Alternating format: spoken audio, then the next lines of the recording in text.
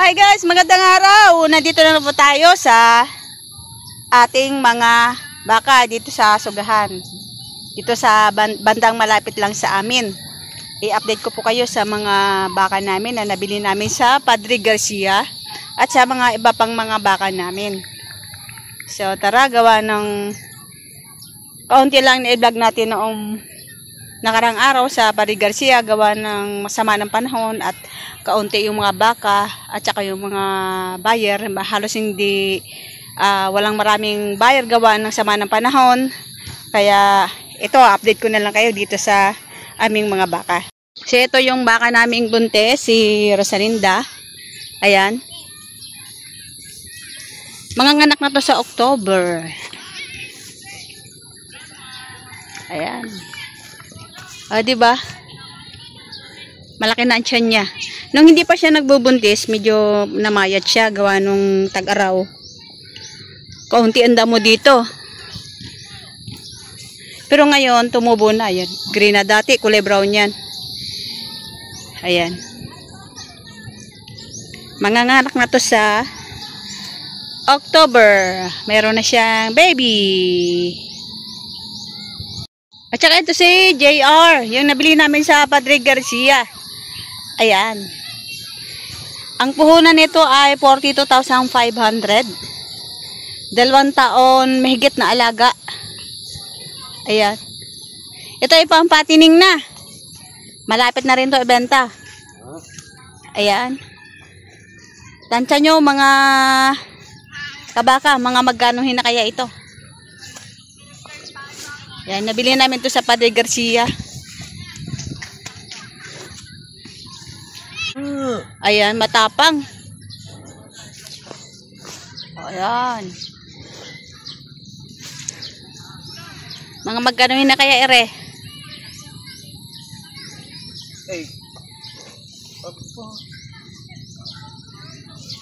Ay, oh, kapogi naman.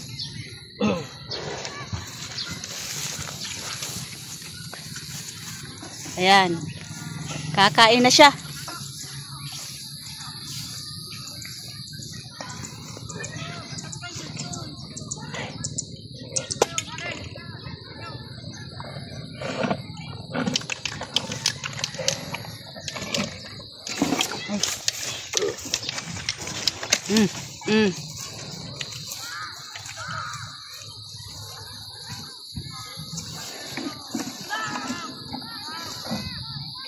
Laki ng batok, oh. Kita nyo yan, oh, kabaka. Laki ng batok. Ayan. Ayan.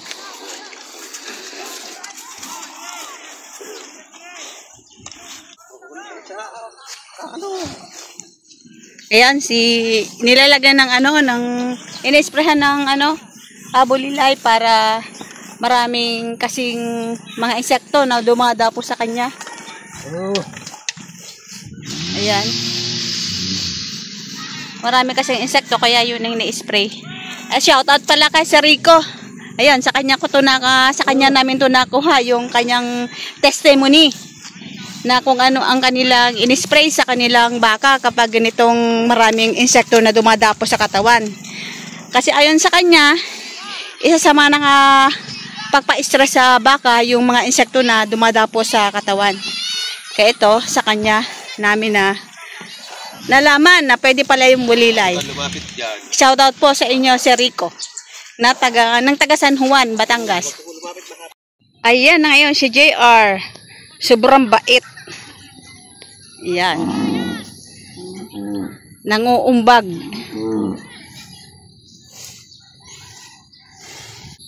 So ito yung kapartner niya, si Garcia. Ayan. May igi-igi na rin ang katawan ni Garcia kumpara nung unang kita ko. Ayan. Ito ay nagkakalagay din ng 42,500 ang puhunan. 2 taong mahigit pang alaga. Ayan. Isang Brahman. Ito yung namin na ganyan yung kanyang bayag, hindi pantay. Pero nagkasta siya, hindi natin kung makakabuo ito. Ayan. Si Garcia, ito si Garcia.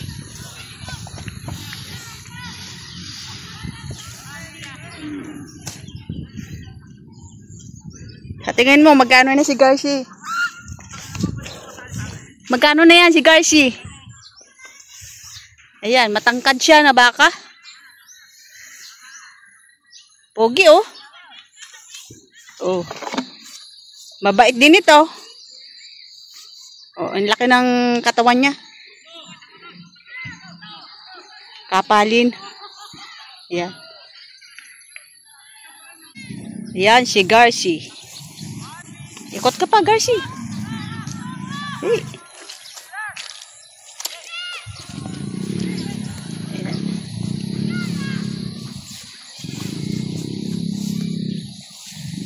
Matapang din ito. Tamo, laki ng sungay. Ayan. Galing din naman lumikot. Ito naman si Abintos. Ayan. Kung gaano katapang yung dalawang yon, pag lumalapit ka, ito na may lumalayo. Ayan. 3 taon na namin itong alaga. Halos, kapag binenta to, isasabay na dun sa dalawa. Medyo may igigin na rin yung katawan. Dati, ang payat niya to eh. Nabili namin ito noon. O, 3 mahigit na taon ng alaga. Parang nasa 28,000. Patagal na.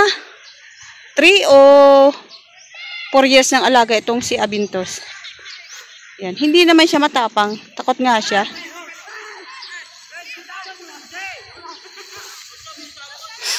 Binili namin ito parang bagong walay pa lang. Matangkad na baka din siya.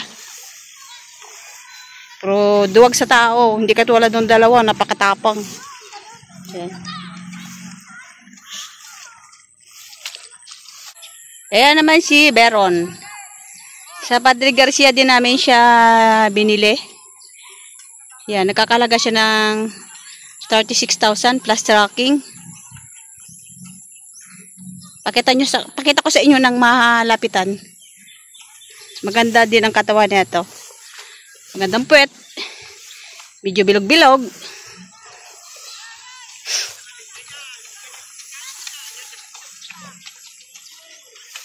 Yan. Ayaw lumapit. Ayan. Yan si Beron. Naghihintay na ng kanyang pagkain. Ayan, yung malapitan. Yung maganda din ang kweta nyo, no? Bilog, oh. Ayan. Quality din yan. Nabili namin sa Kalatagan. Yan, medyo matapang yan. Sa'yo lang. Sakit hindi.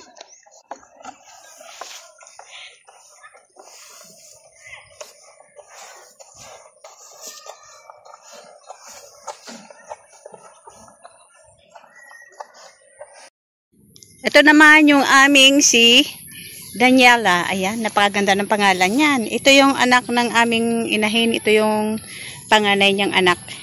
Nakaisang anak pa lang yung aming inahin na yun na manganganak sa October. Ayan. Ayan. Napakaganda nito. Babaeng baka. Ay gagawin din natin to inahin. Ayan.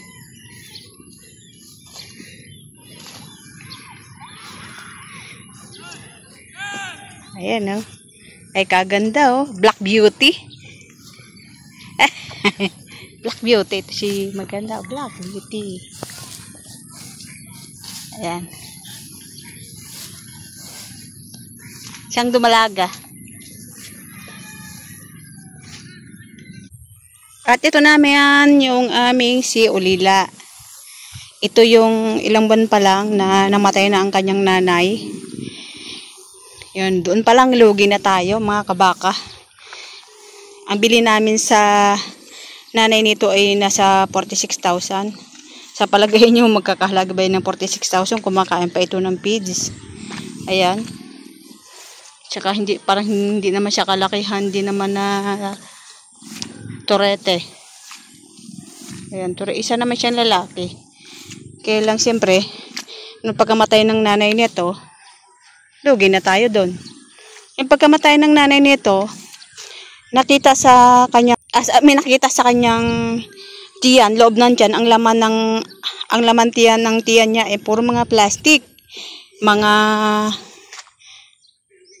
Puro mga plastic ang laman ng tiyan, kaya pala nung pagkapanganak niya, parang hindi pa rin kumukupis ang tiyan. Yung pala naman puro plastic ang laman. Nagtag-ulan, katulad nito nagtag-ulan. Tapos hindi na naka-recover, nagkasakit. Hindi na naka-recover. Kaya yun, pinakatay na lang namin. Ang halaga nung karkas noon ay nasa 15,000 lang ata o wala pa. Kaya lugi na tayo talaga doon. Ganun ang ikinalulugi ng magbabaka kapag namatayan. Wala na, lugi na talaga. So ito hindi naman to nagkakahalaga ng 46. Siyempre hirap pa.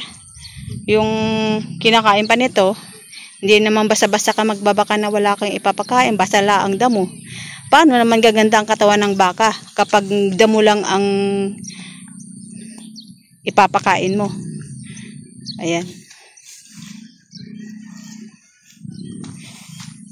Yung isang baka namin noon na si Batik, kabaka ay naibenta na namin noon ng 71,000. Hindi na kami bumili muna uli. Kaya itong aming sinusugahan ito ay babakuran na.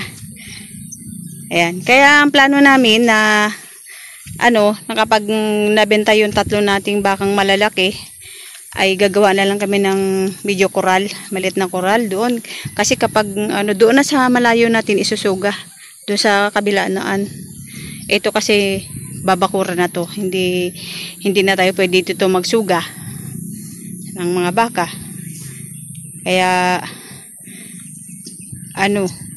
medyo malayo na sa bahay natin. Doon pa kasi ang bahay natin doon. Kaya hindi tayo bibili muna ng medyo marami. Kung ilan lang ang ibinenta natin, yun lang ang papalitan natin. Kasi kailangan natin ng pakain, syempre. Gawa tayo ng kural, feeds, o ano mong kinakain ng baka, kailangan din natin mamuhunan. So yun lang muna kabaka, yung update dito sa ating mga baka. Huwag kalimutan po mag-subscribe sa ating YouTube channel, Angels Mix Vlog, at saka sa ating Facebook page, Angels Farm Life. Ayan ka. Maraming salamat po sa inyong panonood. Bye po!